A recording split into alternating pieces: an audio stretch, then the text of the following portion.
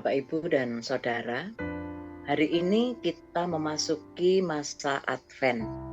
Masa Advent bukan sekedar masa penantian akan merayakan Natal, namun masa penantian kita akan kedatangan Tuhan Yesus Kristus yang kedua kalinya. Dalam kedatangannya yang kedua kali di dunia ini, Tuhan Yesus akan datang sebagai Raja mulia yang menjemput anak-anak kekasihnya dan menghakimi orang-orang berdosa. Para pengikut Kristus merindukan Kristus datang sebagai Raja dan membawa setiap pengikutnya untuk masuk dalam kerajaannya yang abadi. Akan tetapi, tak seorang pun tahu kapan dia akan datang. Lalu bagaimana seharusnya sikap kita dalam menanti kedatangannya? Marilah kita merenungkan dengan seksama teks Alkitab yang akan kita baca hari ini. Matius 24 ayat 36 sampai dengan ayat 44 nanti akan dibacakan oleh Pak Yosa. Sebelumnya Bapak Ibu, mari kita satukan hati, kita berdoa.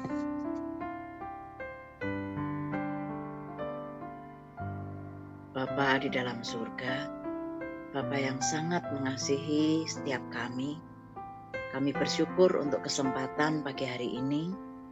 Tuhan, kami akan membaca dan merenungkan firman-Mu. Tolong kami ya Tuhan, agar kami mengerti pesan Tuhan hari ini bagi kami semua. Kiranya Roh Kudus Tuhan menolong kami, memberi hikmat dan memberkati. Sungguh kami bersyukur kalau pagi hari ini Tuhan menyediakan firman bagi kami. Dalam nama Tuhan Yesus kami berdoa. Amin. Firman Tuhan pada pagi hari ini yang menjadi dasar renungan kita dari Matius 24 ayat 36 sampai dengan 44. Tetapi tentang hari dan saat itu tidak seorang pun yang tahu. Malaikat-malaikat di sorga pun tidak, dan anak pun tidak, hanya Bapa sendiri. Nasihat supaya berjaga-jaga. Sebab sebagaimana halnya pada zaman Nuh, demikian pula halnya kelak pada kedatangan Anak Manusia. Sebab sebagaimana mereka pada zaman sebelum air bah itu makan dan minum, kawin dan mengawinkan, sampai kepada hari Nuh masuk ke dalam bahtera, dan mereka tidak tahu akan sesuatu sebelum air bah itu datang dan melenyapkan mereka semua. Demikian pula lah halnya kelak pada kedatangan Anak Manusia. Pada waktu itu, kalau ada dua orang di ladang, yang seorang akan dibawa dan yang lain akan ditinggalkan. Kalau ada dua orang perempuan sedang memutar batu kilangan, yang seorang akan dibawa dan yang lain akan ditinggalkan. Karena itu berjaga-jagalah, sebab kamu tidak tahu pada hari mana Tuhanmu datang. Tetapi ketahuilah ini, jika tuan rumah tahu pada waktu mana pada malam hari pencuri akan datang, sudahlah pasti ia berjaga-jaga dan tidak akan membiarkan rumahnya dibongkar. Sebab itu, hendaklah kamu juga siap sedia, karena Anak Manusia datang pada saat yang tidak kamu duga. Bapak, Ibu, dan Saudara, teks bacaan Alkitab hari ini adalah percakapan Tuhan Yesus Kristus dengan para muridnya di Bukit Zaitun. Sebuah peringatan yang indah untuk berjaga dengan setia dan sukacita. Kita dipanggil siap sedia secara rohani karena kedatangan Kristus kedua kali akan terjadi pada saat yang tidak terduga-duga. Tuhan Yesus mengatakan hal ini dengan tujuan agar para muridnya tidak mempersoalkan kapan dia akan datang kembali, dengan harapan mereka senantiasa dalam kondisi siap menantikan kedatangannya.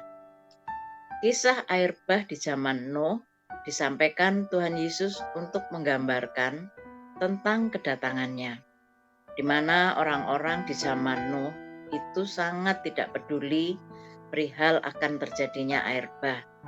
Namun Allah sudah memperingatkan mereka melalui Nuh yang ia tugaskan untuk membangun bahtera dan menyerukan kepada mereka untuk segera bertobat.